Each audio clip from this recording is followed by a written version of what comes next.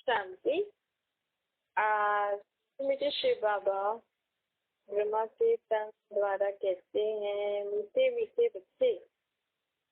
बाबा हमें कहते हैं बच्चों को बाप मिला, और अब अनुभव से कहते हैं कि बरोबर मुझ आत्मा का बाप कौन? परम। अनुभव हो गया है ना। बाबा बच्चे पूछते हैं कि बच्चों को अनुभव हो गया है ना कि मैं आत्मा किसका बच्चा हूँ? निराकार परमात्मा।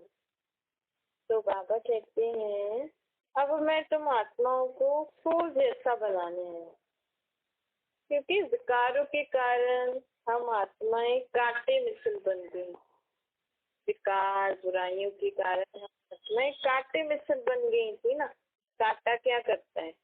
कांटे पे हाथ आ गया तो दर्द होता है, दुख होता है ना। इसी इस समय मनुष्य आत्मा की दृष्टि, वृत्ति, बोल, कर्म से लोगों को दुख हो रहा है ना, तो हम कांटे मिसल बन गए थे। लेकिन अब हमने पहचान लिया कि मैं तो आत्मा हूँ, मेरा बाप तो परमात्मा है। तो बाबा हमें वही यही हमें पहचान देते। घड़ी घड़ी बाबा कह रहे याद करो कि मैं किसका बच्चा हूँ। अगर हमें यही सारा दिन याद रहेगा ना कि मैं किसका बच्चा हूँ, तो ऑटोमेटिकली हमारी चाल चलन, सोच, बोल, संबंध, व्यवहार में परिवर्तन आता जाएगा। क्योंकि परमात्मा का बच्चा हूँ तो परमात्मा के संग का अनुभव करूंगा ना, तो संग का रंग तो लगता ही है। तो हम आत्माएं फूल जैसा बन जाएंगे। साथ परमात्मा को जैसे सब लोग याद करते हैं ना। क्यों? क्योंकि भगवान को याद करने से सबको सुख मिलता है, शांति, खुशी मिलती है।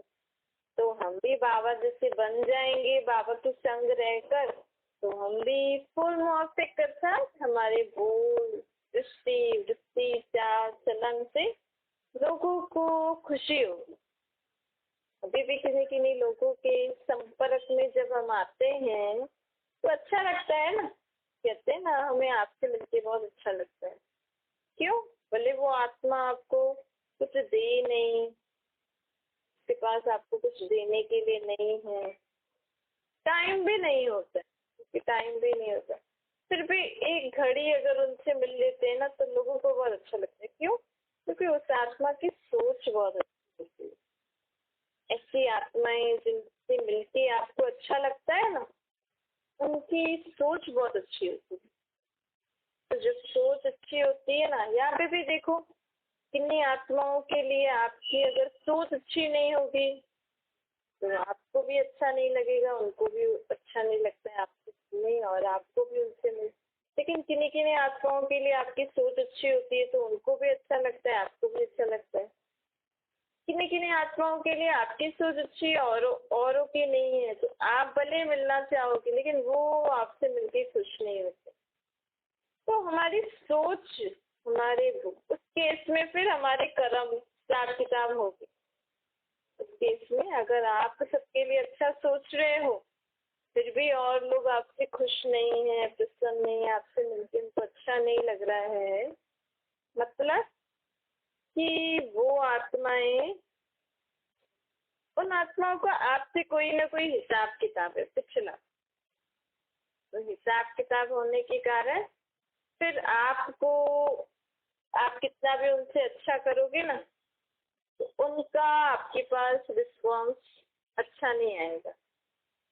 क्यों? क्योंकि आप जो अच्छा कर रहे हैं लेकिन आपने किसी जन्म में उनके साथ बुरा किया हुआ है, तो वो हिसाब किताब पास्ट का बीच में आता है।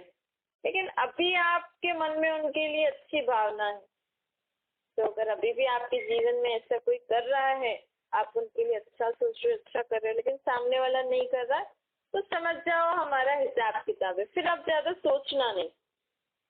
फिर वो अच्छा सोचते सोचते वो बाबा को याद करते करते वो हिसाब किताब खत्म हो जाएगा। तो बाबा कहते ऐसे अपनी सोच, बोल, कर्मों को सुधारते सुधारते हम सुखदायी जैसे फूल बन जाएंगे। फूलों को देख के सबको खुशी होती है ना।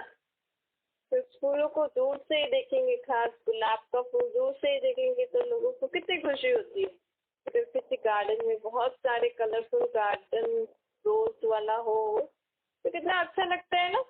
तो बाबा कहते हैं आपको भी ऐसे गुलाब जैसे खिला हुआ फूल बनना। अच्छा अच्छा, सदा हर्षित रहना है, खुश रहना है, सबके लिए अच्छा सोचना बोलना है, विशिष्टता देखने का चश्मा पहन लो। और ऐसा बनने के लिए आप सब में अच्छाई देखोगे तो अच्छाई आप सोचोगे, फिर अच्छाई आपको दिखेगी, आप अच्छाई वर्णन करोगे तो क्या होगा, आप अच्छे बनते जाओगे। अगर मन बुद्धि में अच्छी बातें चलती रहे, मन अच्छा ही अच्छा सोचता रहे, किसी के पास भी अच्छा अच्छा स्टॉक जमा होता रहे, तो ऑटोमेटिकली हमारी दृष्टि बोल कर्म भी कैसे होते जाएंगे, अच्छे होते जाएंगे। ये भारत भूमि दैवी फूलों का परिस्थान था। आज से 5,000 साल पहले ये भारत भूमि दैवी फूलों का परिस्थान था। यहाँ पे हर मनुष्य फूल जैसा थे, बहुत खिले हुए फूल, खुश रहने वाले, सबको एक दूसरे को खुशी देने वाले, सुख शांति देने वाले थे। प्रकृति तो थी सुख शांति, प्रकृति तो थी सुखदाई, प्रकृति भी बहुत अच्छी अच्छी चीजें हमें देती थी, लेकिन बाबा फूलों का परिस्थान जो कह रहे हैं ना, अर्थात उस दुनिया में सभी मनुष्य आत्माएं खिले हुए फूल जैसे होते थे, सब एक दूसरे को खुशियां देते रहते थे। अभी तो ये दुनिया कांटों का जंगल बन गया। अब तुम बच्चों ने ये समझा है ना कि मैं क्यों आया हूँ, अभी भगवान का सृष्टि पर अवतरण क्यों हुआ है, मनुष्य आत्माओं को कांटे से फूल बनाने के लिए। बाबा कहते हैं मैं सुख का सागर, मेरी हर एक बात महान है, महान सुख का सागर हूँ मैं, महान ज्ञान का सागर हूँ, महान शांति का सागर। तुम बच्चे अच्छी रीति समझो, अपने अंदर जांच करो कि मेरे में कौन कौन से कांटे हैं। तो हमें क्या करना है, अपने अंदर चेक करना है कि मेरे अंदर कौन कौन से कांटे हैं। कांटे अर्थात मेरे अंदर कौन सा विकार है, कि बुराई है, कौन सी सोच है, तो संस्कार है, इसके कारण और आत्माओं को दुख पहुंचता है। हर कर्मेंद्रिय से एक दो को दुख तो देते ही थे, अब जांच करो, खुद ही कर्मेंद्रियों के ऊपर अटेंशन दो। अपनी हर कर्म, जैसे आप बच्चों के ऊपर अटेंशन देते ना, अब अपनी हर कर्मेंद्रिय के ऊपर अटेंशन दो, अपने मन बुद्धि पे अटेंशन दो कि मेरी कोई कर्मेंद्रिय से किसी को दुख तो नहीं मिल रहा है। मुख से अगर हम उल्टा सुल्टा बोला तो किसी को दुख हुआ, तो दोषी कौन, कहते हैं इसने अपने मुंह से बोला, क्या सामने वाले भी कहते हैं हाँ मैंने अपने मुंह से बोला, मुंह दोषी हो गया, मुंह को पनिशमेंट देना चाहिए। सिर्फ आंखें अगर बुरी व्यर्थ दृष्टि, बुरी दृष्टि किसी के ऊपर गई तो आंखों को पनिशमेंट दो। इधर उधर की बातें, काम की बातें, कान की जो बातें नहीं है वो कानों ने सुनी तो कान को पनिशमेंट दो, मन को पनिशमेंट दो।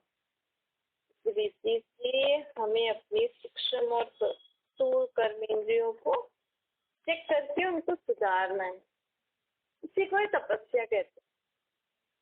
अपनी हर कर्मेंद्रिय को चेक करके बाबा की याद में रहकर हर कर्म करते हुए अपनी हर कर्मेंद्रिय को सुधारना है। कितना बड़ा काम है ना। तो दूसरों को सुधारने के लिए तो झट आगे बढ़ते हैं, लेकिन बाबा इस ज्ञान के थ्रू क्या कर रहे हैं, स्व का परिवर्तन करा रहे हैं।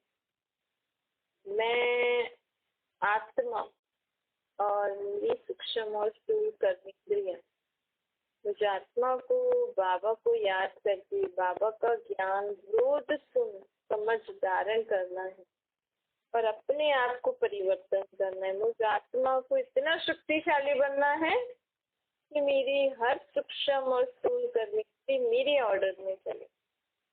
एक का ही राज्य, सत्युग में एक धर्म एक राज्य होगा, अर्थात एक धर्म अर्थात पवित्रता। आदि देवी देवता धर्म की मुख्य धारणा है पवित्रता। तो एक धर्म तो सत्युग में होगा, आदि सनातन देवी देवता, लेकिन उस धर्म में जाने के लिए मुझे आत्मा को अपनी सूक्ष्म और स्थूल कर्मेंद्रियों को एक धर्म पे चलाना। कौन सी? प्योरिटी। मेरा मन पवित्र अर्थात शुद्ध संकल्प, बुद्धि पवित्र अर्थात बुद्धि में श्रेष्ठ मत हो। बुद्धि स्टोर करती है ना सब अच्छी अच्छी बातें, बाबा जो सुना रहे हैं ज्ञान की बात, वो बुद्धि में स्टोर हो। मेरे संस्कार सदा पवित्र था, सदा सबके प्रति शुभकामना रहे। मेरी हर कर्मेंद्रिय पवित्र हो। आंखें आत्मिक दृष्टि से सबको देखें, मुख मीठा बोले, कान काम की बातें सुने, हाथों से कर्म सुखदायी कर्म हो। ऐसे हर कर्मेंद्रिय से प्योरिटी की झलक तो देवी देवताओं की हर कर्मेंद्रिय से पवित्रता झलकती है ना। तो ऐसे ही हमें एक धर्म पे चलना है अभी। कौन से? मैं आत्मा को अपनी सूक्ष्म और स्थूल कर्मेंद्रियों को पवित्रता के धर्म पे चलाना। और एक का राज्य, सत्युग में एक का ही राज्य होगा, लक्ष्मी नारायण। यहाँ उस दुनिया एक राज्य एक धर्म वाली दुनिया में जाने के लिए मुझ आत्मा को भी एक आत्मा को ही सूक्ष्म और स्थूल कर्मेंद्रियों पर राज्य करती चलती। जब मैं आत्मा अपने मन बुद्धि संस्कार और अपनी हर कर्मेंद्रियों को कंट्रोल में चलाना सीख गई, अपने ही राज्य में चलाना सीख गई, तो मतलब मैं सत्युग में जाके इतना पूरी वहां पे जो भी राजधानी होगी, जो भी लोग होंगे, उनको कंट्रोल कर दूंगी। तो एक धर्म एक राज्य की स्थापना भी होने वाली है। उस दुनिया में जाने के लिए, उस दुनिया में उच्च पद पाने के लिए हमें अभी से औरों पे राज्य नहीं करना है। औरों को धर्म की स्मृति दिलानी है, लेकिन पहले मुझे एक धर्म पवित्रता के धर्म पे चलना है, अपनी हर कर्मेंद्रियों को चलाना है। और मैं आत्मा के ऑर्डर में मेरी हर सूक्ष्म और स्थूल कर्मेंद्रिय चले, एक का ही राज्य। बाबा कहते हैं अब जांच करो कि मेरी हर कर्मेंद्रिय मेरे राज्य के मेरे कंट्रोल में चल रही है, मेरे राज्य में। ऐसा तो नहीं मैं आत्मा मन को कह रही हूँ। आप कभी हम बाबा की मुरली सुन रहे हैं तो मुरली सुन के इसी पे मनन करो, बाबा को याद करके सुनो, और मन कहीं और जा रहा है, बुद्धि कहीं और जा रही है, आंखें कहीं और जा रहे हैं। ऐसा तो नहीं है।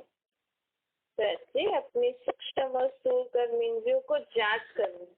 इस समय मैं जिसको जो ऑर्डर करूं, भाई मुख अभी नहीं खाना है ज्यादा तो नहीं खाना है, आंखें अब तुम्हें इधर उधर नहीं देखना है तो नहीं देखना है। कहना नहीं मान रहे मतलब मुझ आत्मा के कंट्रोल से नहीं चल रही, मतलब मेरे ही राज्य में मेरी ही आंखें और मुख बात नहीं मानेंगे, तो फिर मैं कैसे ऐसी दुनिया में जा सकती हूँ? मैं औरों को कैसे कंट्रोल कर सकती हूँ? तो मैं आत्मा का अपनी सोच सूक्ष्म कर्मेंद्रियों पर राज्य होना चाहिए। अभी बाबा हमें स्व पर राज्य करना सिखा। देखो इस ज्ञान में यही नवीनता है। बाबा के ज्ञान में और भी काफी नवीनता है, लेकिन इस ज्ञान में ना बाबा हमें स्व को परिवर्तन कराने के लिए शिक्षा देते। सिर्फ शिक्षा ही नहीं देते, फिर घड़ी घड़ी हमें अटेंशन भी खिंचवाते हैं कि आप चेक करो, रोज चेक। ऐसा आपको कहीं नहीं बोलते होंगे, किसी सत्संग में, कहीं गुरुद्वारे मंदिर में आप ऐसा नहीं बोलते हैं कि आज जो हम आपको सत्संग सुना रहे हैं वो आप धारण करना, उसको आप चेक करना, चार्ट रखना कि आज जो हमने सत्संग सुना वो कितना हमने जीवन में धारण किया, कितना हमें उससे फायदा मिला, कितना हमारे अंदर परिवर्तन आया। उससे तो कोई भी हमसे चार्ट नहीं रखवाता है, ऐसे तो कोई हमें नहीं बोलता है कि सत्संग सुनते हो नोट्स लिखो है?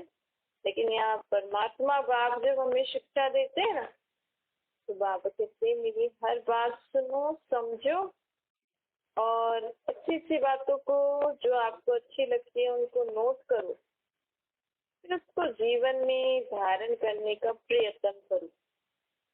सिर्फ सुन के अच्छा अच्छा तो हम द्वापर युग से भी बोलते हैं, नहीं? द्वापर युग से हम यही तो कह रहे थे, किसी से पूछो क्या सुन के आए और ये बहुत अच्छा सत्संग सुना रहे थे, बहुत अच्छी बातें सुना रहे थे, बहुत अच्छा लग रहा था। फिर पूछो क्या बताया, तो बता नहीं पाते हैं, भूल जाते हैं। बताते हैं तो सिर्फ बताने तक ही रह जाता है, धारण नहीं कर पाते। लेकिन यहाँ तो बाबा ज्ञान सुनाते हैं और बच्चों से फिर बाबा रोज चार्ट भी बोलते हैं, चार्ट लिखो रोज रात को कि मुझे जो बाबा ने ज्ञान की बातें सुनाई है मैंने कितना जीवन में धारण किया है, मैं आत्मा कितना फूल मुआफिक बनी हूँ, कितना मुझमें परिवर्तन आ रहा है। रोज अपने आप को चेक करो कि मेरे में कोई परिवर्तन आया है नहीं आया। जो भी आप परिवर्तन करना चाहते हो ना, तो एक तो आप पहले तो बाबा को बता दो कि मुझ में ये है, मुझे परिवर्तन करना है। फिर बाबा को याद करते रहो, बाबा की याद की शक्ति से हम वो बात, वो जो भी अवगुण होगा, जो भी बात होगी उसको हम परिवर्तन कर सकते हैं।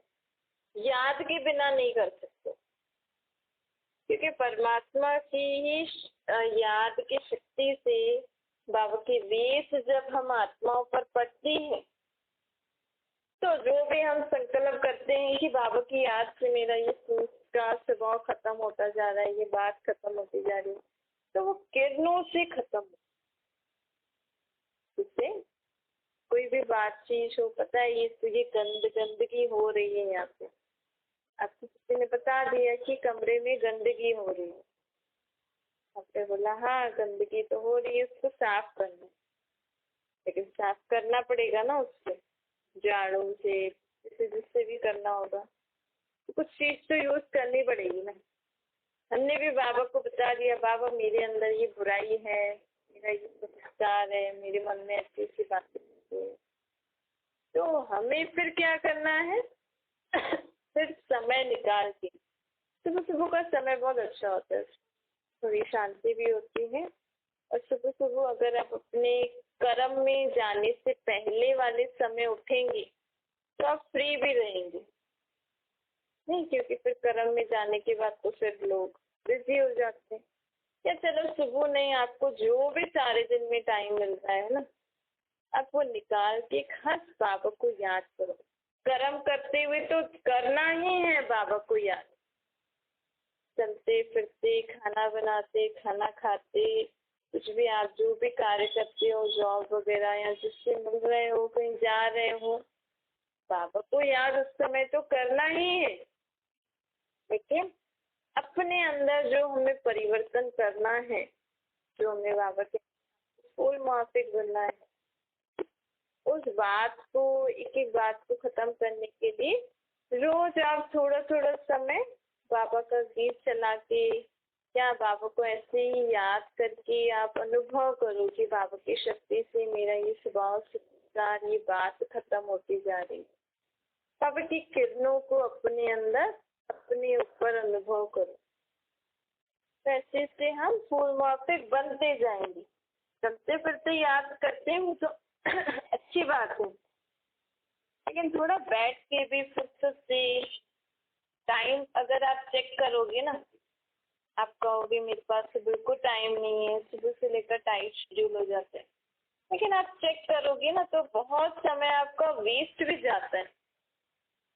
वेस्ट देखना, बोलना, सुनना, सोचना। अब देखो, अगर आपके मन में कोई वेस्ट सोच चल रही होगी ना, तो उस दिन आपका काम बहुत स्लो स्लो। फिर आपसे कोई पूछेंगे आज आपको क्या हुआ है, आज काम ठीक से नहीं कर रहे हो आप, या आज आपने खाना अच्छे से नहीं बनाया है, ऐसे ही घर में पूछेंगे, पता तो लग ही जाता है ना, अंदर कोई कुछ सोचता है ना, पता लग जाता है उसकी शक्ल से। तो देखो, उस दिन आपका काम भी स्लो हो जाता है, मजा भी नहीं आता, तो टाइम ज्यादा लग जाता है ना काम करने में। और ये हम पॉजिटिव थॉट से काम करें कि नहीं, मुझे अभी फटाफट काम करके मुझे बाबा को याद करना है, बाबा से मुझे रो रेयान करनी है, बाबा को मुझे बताना है, बाबा मेरे अंदर ये बात है, मैंने आज ये गलती करी, बाबा आपकी याद से इसको खत्म करना है। तो देखो, आपको आप पे ही टाइम निकलेगा। जब सुबह का रखोगे तो आप पे ही आपकी नींद खुलेगी। अंदर मन की इच्छा होनी चाहिए, तो फिर बाबा की मदद भी मिलती है। और हमारी कर्मेंद्रियां भी हमें मदद करते हैं, मन भी मदद करता है। अगर मन को कोई अच्छी बात लग जाती है ना, तो मन तो, आप तो भले कम भी सोओगे ना, लेकिन वो मन घड़ी घड़ी आपको उठाता है, नहीं चलो ये करना है, ये करना है, ये करना है। तो अंदर इंटरेस्ट होना चाहिए कि जिस बाप को मैं इतना समय से भक्ति मार्ग में बुला रही थी, आप आइए आइए, वो आए हैं मुझे फूल जैसा बनाने। तो 5,000 साल बाद मिलेंगे ना बाबा हम, तो ऐसा बाप जो हमें मिलने आए हैं, हमें फूल जैसा बनाने आए हैं, हमें हमारे सारे दुख हरने आए हैं, ऐसे बाप के लिए तो हमें समय निकालना ही है। कर्म भी करो बाबा के साथ, लेकिन थोड़ा समय एकांत में बैठ के बाबा से बातें भी करो, बाबा को अपना सारा दिन का चार्ट भी सुनाओ, बाबा से परिवर्तन होने की शक्ति भी अपने अंदर धारण करो। जिससे माँ सुबह सुबह को अपने बच्चे को खिला पिला लेती है ना, उनको पता होता है कि सारा दिन बच्चा खेलेगा, फिर खाएगा नहीं खाएगा, तो सुबह सुबह कोई कुछ ताजा खिला देती है। तो बाबा कहते हैं तुम भी मेरे बच्चे हो ना, सुबह सुबह कोई उठ के मेरे पास आ जाओ, बाबा गुड मॉर्निंग, बाबा नमस्ते, मैं आपका बच्चा आया हूँ। सुबह सुबह कोई बाबा हमारे अंदर वो सर्व शक्तियाँ, जो भी सारा दिन हमें जरूरत होगी, सारा जिंदगी बाबा, जो बच्चे बाबा को मिलते हैं तो बाबा को तो पता लग जाता है ना बच्चे के जीवन में क्या क्या बातें आने वाली हैं। तो बाबा बताएंगे नहीं, लेकिन बाबा को पता लग जाता है। आपसे तो बाबा से उठ के मिलो ना, या जब भी मिलो बाबा से फिक्स कर लो, बाबा मैं इस टाइम पे आपसे मिलूंगी। तो बाबा को पहले ही आपकी जीवन कहानी पता लग जाएगी कि आज इस बच्चे को ये शक्ति की जरूरत है, तो बाबा पहले ही आप पे वो भर देते हैं। तो जब आप कर्म क्षेत्र में जाओगे, बाबा के साथ शक्ति आप में पहले से ही भरी हुई होगी, तो वो कर्म में आ जाएगी, आपकी मदद करेगी, और आप जीवन में हर परिस्थिति, हर विघ्न को पार करते। तो एकदम बच्चा समझ के बाबा से मिलोगे ना, वो सबसे बढ़िया है। उस समय देहभान को भूल ही जाओ, पति हूँ, भाई हूँ, बहन हूँ, नहीं, मैं तो बाबा का बालक हूँ, बाबा का बच्चा हूँ, बाबा से मिलन मना रहा हूँ, फिर बाबा के साथ कर्म कर रहा हूँ, या जो भी संबंध अच्छा लग रहा है तो आपको बहुत अच्छा लगेगा। अच्छा, मीठे मीठे से खिले हुए बच्चों प्रति माता पिता बाप दादा का याद प्यार और गुड मॉर्निंग। रूहानी बाप की हम सभी रूहानी बच्चों को नमस्ते। हमारी भी रूहानी माता पिता बाप दादा को याद प्यार गुड मॉर्निंग और नमस्ते। वरदान है, सेवा के बंधन द्वारा कर्म बंधनों को समाप्त करने वाले विश्व सेवाधारी बाबा कहते हैं, प्रवृत्ति में रहते हुए कभी ऐसा नहीं समझो कि हिसाब किताब है, कर्म बंधन है, लेकिन बाबा सोच कहते हैं कि जहाँ भी आप हो इसको भी ये ऐसे समझो कि ये मेरी सेवा है, ये मेरा कार्य है। सेवा के बंधन में बंधने से कर्म बंधन समाप्त हो जाएगा। ऐसा नहीं सोचो कि मुझे ये मेरी गृहस्थी है, मुझे बच्चों को संभालना है, मुझे घर का देखना है। नहीं, ये बाबा का घर है, बाबा के बच्चे, मैं यहाँ क्या कर रही हूँ? सेवा कर रही हूँ। उनकी सेवा कर रही हूँ ना, ये मेरे भाई है ना, आत्माएं। तो इससे हमारे कर्म बंधन से हम मुक्त हो जाए। फिर जो बोलते हैं ना, अरे बच्चों का ध्यान करना है, ये करना है, ये सब बंधन समाप्त हो जाएंगे। जब तक सेवा भाव नहीं होता है तो फिर कर्म बंधन खींचता है, और यही हम सोच के कर्म क्षेत्र में आएंगे कि मुझे बाबा के बच्चे, बाबा के घर की सेवा करनी है। तो आप में कर्म बंधन के वश होके नहीं आओगे। बंधन में दुख होता है ना, बंधन में दुख होता है। आज आपको सुबह सुबह को बच्चों को स्कूल भेजना है, तो रात को ही किसी किसी को टेंशन होती है, किसी को नहीं भी होती होगी। अरे जल्दी से काम करूँ, फिर मैं तो सोई भी नहीं है, मुझे सोना है, फिर सुबह बच्चों को उठाना है, फिर करना है। मेरा तो सारा दिन ऐसे ही निकल जाता है। बंधन वश होकर ऐसे बोलते हैं, खुशी खुशी नहीं होते। अरे वाह, ये मुझे सुबह उठ के बच्चों को उठा के भेजना है, ये खुशी से नहीं भेज बोलते। आप चेक करना, अगर आप वो भी ऐसे दुख की या परेशानी की लहर लहर या थोड़ी बंधन की लहर आती है ना, तो ये ठीक नहीं है। आप इसको अपनी ड्यूटी, अपनी सेवा समझ के करो। ये बाबा के बच्चे हैं, बाबा का घर है जी।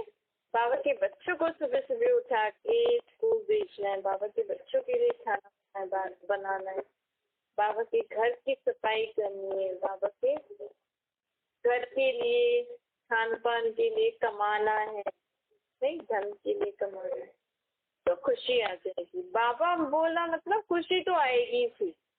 आप कोई भी कर्म में बाबा को संग लेके बाबा के संबंध से करोगे ना, आपको खुशी आएगी, तो आपका कर्म बंधन समाप्त हो जाएगा। स्लोगन है, अपने दैवी स्वरूप की स्मृति में रहो तो आप पर किसी की भी व्यर्थ नजर नहीं जाए। जो नजर लग जाती है ना लोगों को, तो आजकल तो लोग इतना फैशन करके जाते हैं ना तैयार, तो नजर लग जाती है दुनिया में किसकी दृष्टि कैसी है, हमें थोड़ी पता लगता।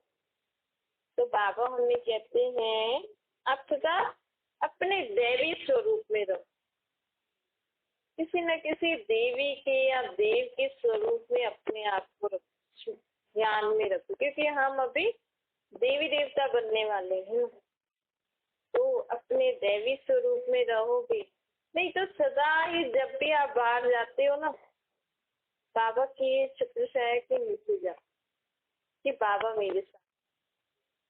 जब भी आप घर से निकल रहे हो ना, तो बाबा चलिए हम चलते हैं।